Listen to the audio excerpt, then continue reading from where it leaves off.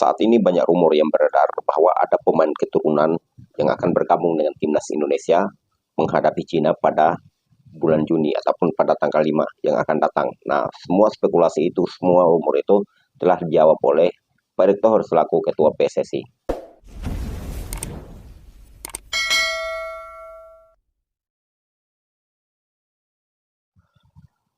Assalamualaikum warahmatullahi wabarakatuh. Halo teman-teman, para pendukung timnas Indonesia dan warganet yang saya hormati, apa kabar semuanya? Dimanapun teman-teman berada, semoga tetap dalam kondisi sehat selalu dan tetap dalam lindungan Allah Subhanahu wa Ta'ala, Tuhan yang Maha Kuasa. Kembali lagi di channel Garuda Support. Pada konten kali ini saya ingin membahas sedikit tentang rumor-rumor yang saat ini beredar di berbagai macam media sosial tentang penambahan pemain keturunan untuk timnas Indonesia di bulan Juni ini. Nah, teman-teman sekalian, seperti yang kita ketahui bahwa saat ini ada rumor-rumor yang beredar bahwa nantinya ada penambahan pemain keturunan alias pemain naturalisasi bergabung dengan timnas Indonesia untuk menghadapi Cina dan Jepang. Dan seperti yang kita ketahui bahwa tanggal 5 nanti Indonesia akan menjamu Jepang, menjamu Cina di Gelora Bung Karno, dan tanggal 10 akan bertandang ke Jepang. Maka lewat itu banyak warganet maupun pendukung timnas Indonesia mulai berspekulasi bahwa nanti ada beberapa pemain keturunan yang bergabung dengan timnas Indonesia. Nah, yang diantara semua pemain keturunan yang dikabarkan bahwa bergabung dengan timnas Indonesia pada bulan Juni, yang paling santer dikabarkan adalah bek kiri daripada Leeds United, yaitu Pascal Struijk. Nah, dia ini cukup tren beritanya di berbagai media sosial karena memang sang pemain di saat fotonya secara kebetulan diambil waktu dia menyaksikan pertandingan antara Leeds United menghadapi Oxford pada saat itu, dan dalam foto tersebut ada nahkoda timnas Indonesia, Patrick Kluivert. Maka banyak yang berspekulasi bahwa mungkin dari pertemuan itu akan ada pembicaraan yang mengarah kepada proses naturalisasi. Selain daripada itu ada beberapa nama yang disebut seperti Tristan Gojjer, kemudian Mauro Irsca, dan juga beberapa pemain lain yang diketahui oleh netizen. Nah, teman-teman sekalian, itu hak-hak netizen atau warganet, siapapun yang menyampaikan itu hak progres mereka. Akan tetapi sesuai yang disampaikan oleh salah satu anggota Exco PSSI, Bang Arya Sinulinga, bahwa saat ini PSSI belum memproses pemain keturunan. Ini dikarenakan karena saat ini PSSI masih fokus untuk bagaimana membenahi timnas Indonesia menghadapi Cina dan juga Jepang.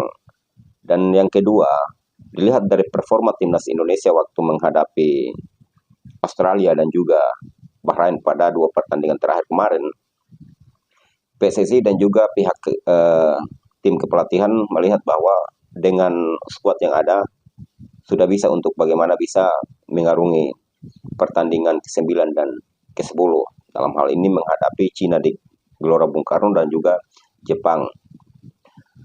Nah, akan tetapi andaikan timnas Indonesia bisa lolos sampai pada putaran keempat, maka sudah tentu proses naturalisasi akan dilanjutkan.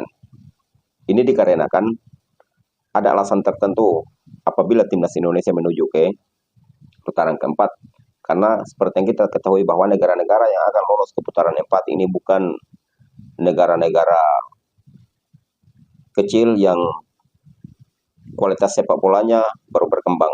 Namun negara-negara yang lolos ini merupakan, boleh dibilang, bagian daripada raksasa-raksasa Asia yang akan lolos ke putaran keempat. Dan betapa bangganya kita sebagai orang Indonesia apabila timnas kebanggaan kita juga lolos ke sana dan akan bertemu dengan beberapa tim. Dalam hal ini bisa jadi ketemu dengan Uni Emirat Arab, kemudian ketemu dengan Qatar, Irak, kemudian Oman.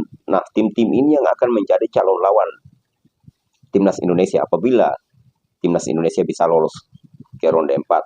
Nah, dengan demikian, maka PSSI akan berusaha untuk menambah kedalaman skuad, untuk menambah kekuatan timnas Indonesia di berbagai macam lini di tubuh timnas Indonesia. Dan saya yakin dan percaya 99% apabila timnas Indonesia lolos di ronde 4, maka proses untuk bagaimana mendatangkan pemain keturunan itu pasti dilakukan oleh PSSI.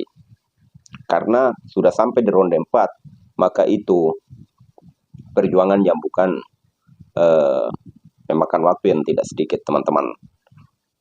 Nah, maka apa yang disampaikan oleh beberapa media yang ada, baik itu secara individu maupun secara media, hak-hak mereka.